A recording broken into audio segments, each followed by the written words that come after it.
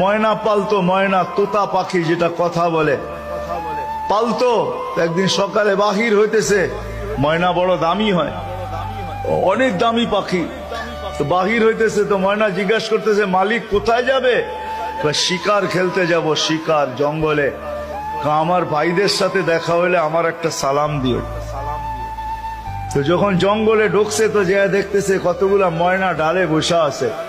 তো নিজের ময়নাটার সালামের কথা মনে উঠছে, তো ডাক দিয়া কইতেছে, শুনো, তোমাদের মতো একটা ময়না আমার বাড়িতেও আছে। সে তোমাদেরকে সালাম দিছে, এই কথা বলতে দেরি এই ময়নাগুলা ডালের থেকে পড়া মরতে দেরি হয় না। তার মন খারাপ হয়ে গেছে যে ওর সালামে এমন কি বিষ মিশানো ছিল যে এত দামি দামি 12-13টা ময়না মরে গেল। তো শিকার না খেলেই বাড়িতে চলে আসছে। তো ময়না জিজ্ঞাসা করছে, মালিক এত তাড়াতাড়ি ফিরলে, হাতে তো কোনো শিকার দেখি না। ফেম করে ফেম ফেম। আব্বা আমি এটারই কইলাম, এটারা সারা জীবনে কোনোদিন বিয়ে করতাম না। বাপে কয় না এটার বিয়ে দিতাম না, এটার লগে বিয়ে হইতো না। ভাত বন্ধ, খানা বন্ধ, ঘুম বন্ধ, এই বন্ধ সেই বন্ধ করতেই আছে। এবার বাপের মাইয়া লাগে, আচ্ছা যা করাই দিলাম। 6 মাস পরে কয়, আব্বা এতির লগে আইন সংসার করতাম না। 6 মাস আগে কইলি কিতা? কই এটারা ছাড়া বাঁচতাম না। 6 মাস আগে বলেছে এটাকে ছাড়া বাঁচবো, আর 6 মাস পরে বলে যে এটার লগে আমি সম্পর্ক রাখবো। ব্যাপার কি? বাছাই যখন আমাদের 50-50 চান্সেস, সঠিকও হতে পারে ভুলও হতে পারে। বাছাই এবং সিদ্ধান্ত যেখানে রবের, বিন্দু পরিমাণ ভুল। আইফোন ব্যবহার করলে হবে না, আইফোনের দামও বুঝতে হবে। তো এই যে কথা কয় না, ঠিক না বে ঠিক? দাম যখন বুঝতে পারছে তখন তো আইফোন কেনার জন্য কিডনিও বিক্রি করে লাই অনেকে। এটা কথা কয় না, ঠিক নি? দাম যদি বুঝেন তাইলে দাম আছে, আর যদি দাম না বুঝেন তাহলে মা বাবারও দাম। অদ্ভুত একটা হাদিস বললাম, অদ্ভুত বলতে বলছি অ্যামেজিং হাদিস।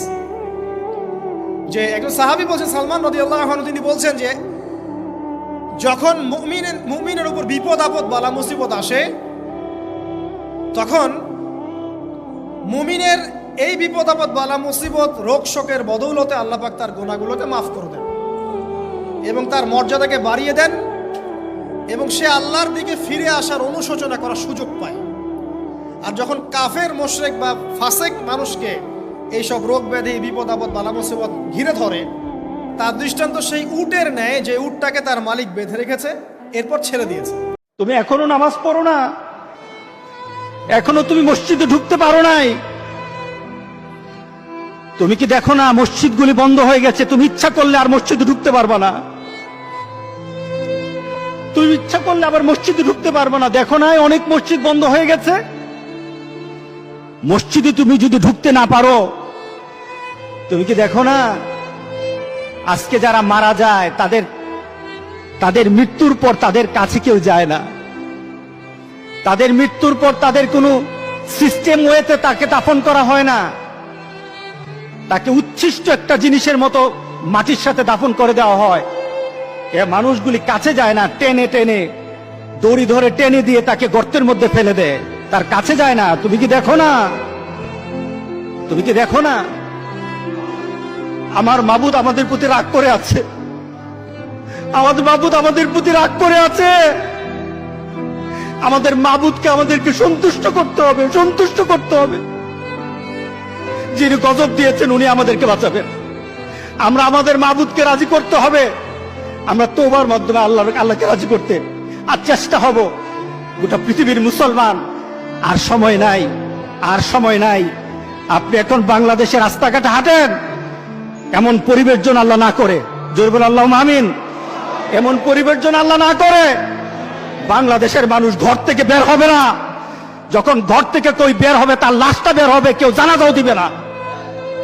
এমন হয়ে যাবে যদি আল্লাহকে সন্তুষ্ট না করতে পারেন, এমন হয়ে যাবে। সুতরাং আমরা আল্লাহর কাছে প্রাণ বলে আজকে কাঁদি। যারা নামাজ পড়ো না, তুমি টের পাও না মসজিদের দরজা তোমার জন্য বন্ধ হয়ে যাবে। তুমি মনে রেখে দিও, মসজিদের সাথে তোমার সম্পর্ক তোমার হয় নাই, তুমি জান্নাতের দরজাও তুমি খুলতে পারবা না। তুমি এখনো বেনামাজি।